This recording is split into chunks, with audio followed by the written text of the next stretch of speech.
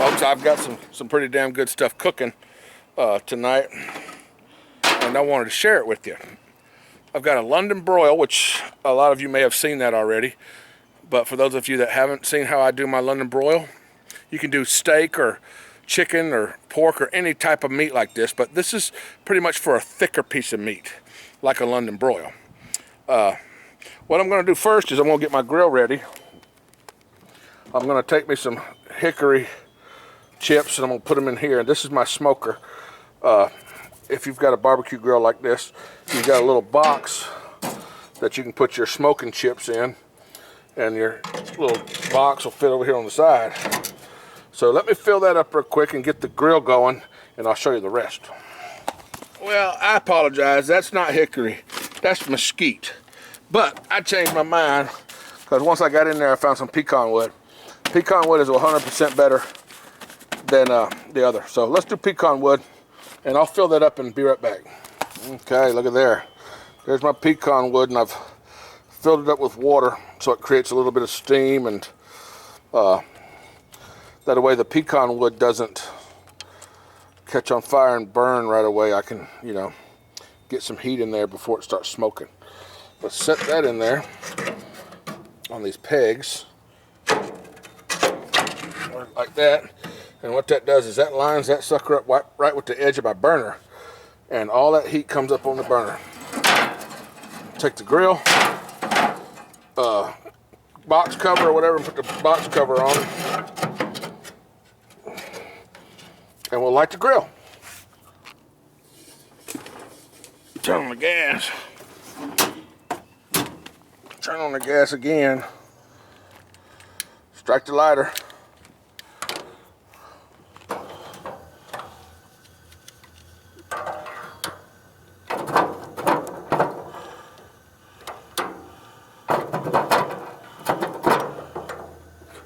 Oh yeah.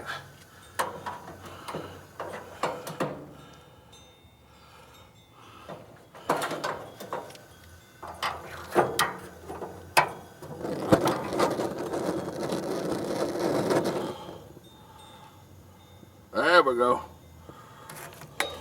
Okay, now that I got that going, I'll close this up and let that get good and hot, probably to about 500 degrees or something like that. In the meantime, I'm going to show you what I've got set up here. This is a bag full of all my goodies. Let's go through this real quick. I'm going to tell you. Okay, I've got about 4 tomatoes, 4 of those small tomatoes, and I got them cut up into halves. I cut them into halves. I got a jar of mushrooms. I got 2 cans of small potatoes. Let me tell you this later when I dump it out. But anyway, what I did is I took all this good shit and I put it in a bag with all my spices, which are, I got onions in here and I got peppers in here, but I got salt and pepper. I got garlic powder. I've got steak sauce, and I have Italian dressing, Italian salad dressing, and steak sauce. Did I say steak sauce? I think I said steak sauce. But I got all that tomato and onion and tomato, pepper, and everything's in there with my steak. And my steak, this has been marinating all day. That's going in here in just a minute. I'll show you that in just a second. Watch this. Folks, I was wondering, I got a question about this shit. How come you have to line up the fucking sprayer with the red dot? What's the hell with that crap? Does anybody ever know? Can you explain that to me? Put your comments down below. Okay, folks, it's about to get up there towards 500, and as soon as it does, I'm gonna throw my vegetables in, start letting them get cooked up, and then I'll throw my steak in there. My steak won't take but just a few minutes, the way I like it. But I wanted to get up to 500 to get that smoke going for the taste. Okay, it's hot enough. Got the smoke going. Got the meat on. Got the vegetables on.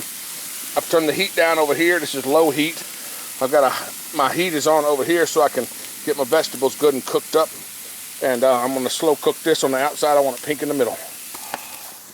While that sits in the grill for about 15 minutes or whatever, depending on the heat. My heat's done went down to 425 now, so depending on the temperature, your outside temperature, whatever the temperature is outside where you live, depending on the wind and shit like that. So, yeah. But anyway, while that's sitting there and cooking, you just go ahead and get your drink, sit back with your beer, your drink, or whatever it is. Ah, that's good. And you know what's going to be even better is that damn dinner I'm fixing to eat. I believe I have to apologize because I failed to mention that there was also corn on the cob inside the house cooking, because I like to boil my corn. It just seems to work out better that way. You better keep an eye on that temperature. You don't want to get too damn hot, especially right there below that damn steak. Flip her over. Okay, we're good. Yeah, we're good. Just turn it around a little bit. Actually, we can turn this around too. Just, you know, rotate everything every once in a while. Does any of y'all folks out there know anybody that builds trophies and awards and does things like that, that kind of business? Because I'm damn sure gonna need one. This is gonna be one hell of a damn good meal, and I will deserve a trophy for this one. Trust me. Put your comments down below. This is what I'm gonna do about halfway through. I'm gonna take some spray butter and just wet everything down. Get it good and wet. Wet down butter. Put that on there and close it back up. Sit down and drink some more of this blue cup. All right, folks, there we go. You can see my corn in the corners. Ain't that something? I put my corn in the corners. Ha-ha! Got my meat in the middle. And I don't know how to rhyme the rest of this, but my vegetables are all over the fucking place. Anyhow, you're cooking with a redneck. Good night. All right, folks, there's my plate that I've made up for myself, and I want to show you how I got my meat cooked. It's just, it's red. It's cooked up here along the edges, and it's red in the middle. It's good. It's going to drain out onto my plate and create me a little bit of gravy for my potatoes and the rest of my stuff. Bye-bye.